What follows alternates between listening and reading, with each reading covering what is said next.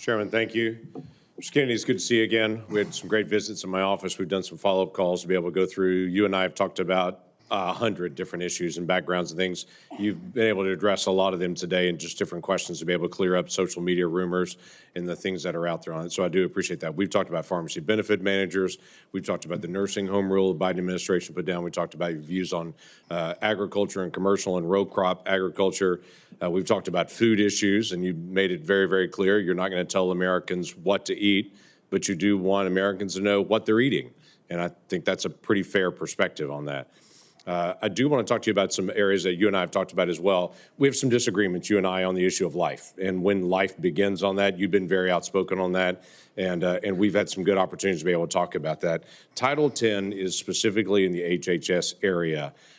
This has been an area that has been interpreted for a long time, and President Trump in the first administration interpreted that rule to say that his administration will prohibit the performance, referral for, or promotion of abortion as a part of the Title 10 program. That he made that very clear in the first administration. Obviously, that's his decision to make again on that, on how he wants to handle that, and he's made a lot of public statements on that. The Biden administration not only reversed that, not only rescinded that rule, but they went one step the other direction. In my state in Oklahoma, as you and I have talked about, the Biden administration cut off funding to the state of Oklahoma for AIDS testing, for breast cancer screening, and for other areas of poverty health care because my state didn't promote abortion. It wouldn't provide. If my state wouldn't promote abortion in the state, we got cut off for federal funds for AIDS testing and for other things. My simple question to you is, how are you going to handle Title 10 on that? I saw how President Biden handled that in the punitive measures that came on my state for those that are in rural health care. How are you going to handle Title 10? I'm going to support President Trump's policies on Title 10. I agree with President Trump that every abortion is a tragedy. I agree with him that we cannot be a moral nation if we have 1.2 million abortions a year. I agree with him that the states should control abortion.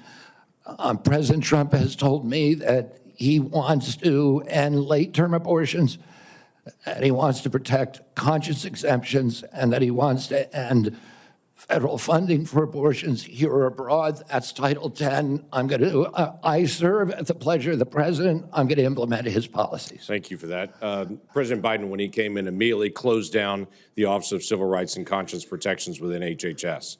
There's a statement that's come out recently that he's going to reopen that office again to be able to protect the civil rights of Americans. One of the things that Javier Becerra did immediately when he came into HHS was conscience protections for medical professionals that were being compelled against their conscience to perform medical procedures that violated their conscience.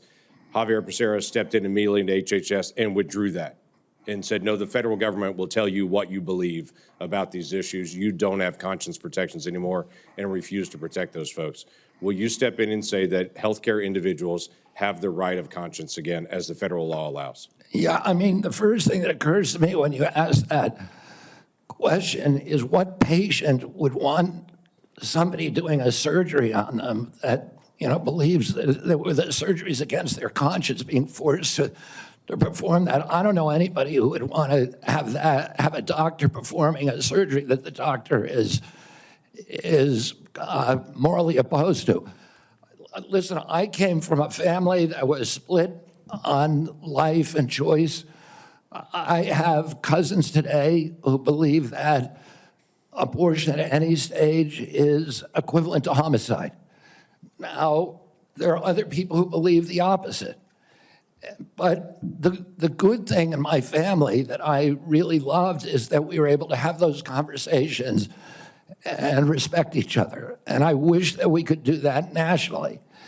And if forcing somebody to participate in a medical procedure as a provider that they believe is murder does not make any sense to me. We need to welcome diversity in this country. We need to respect diversity, and we need to respect each other when we have different opinions, and not force our opinions on other people. Yeah, thank you for that. The FDA, under the Biden administration, changed the rules for the chemical abortion drug and said you no longer need to see a physician So if you have an ectopic pregnancy or all kinds of, don't even go anymore to see a physician. But they also changed an area that has been, something that's been very particular, you've talked about a lot, and that's transparency.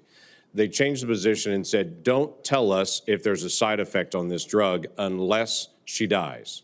But other than that, don't tell us anymore. Literally, don't give transparent information to the American people or to the women who take this drug anymore. We don't want that reported.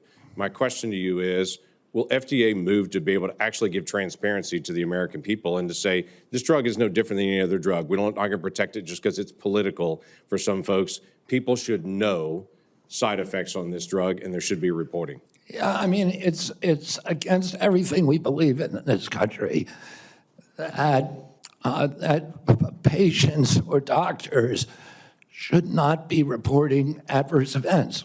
We need to know what adverse events are. We need to understand the safety of every drug, mifepristone and every other drug. And President Trump has made it clear to me that one of the things, he is not taking a position yet on mifepristone, a detailed position, but he's made it clear to me that he wants me to look at safety issues. And I'll ask NIH and FDA to do that. Thank you.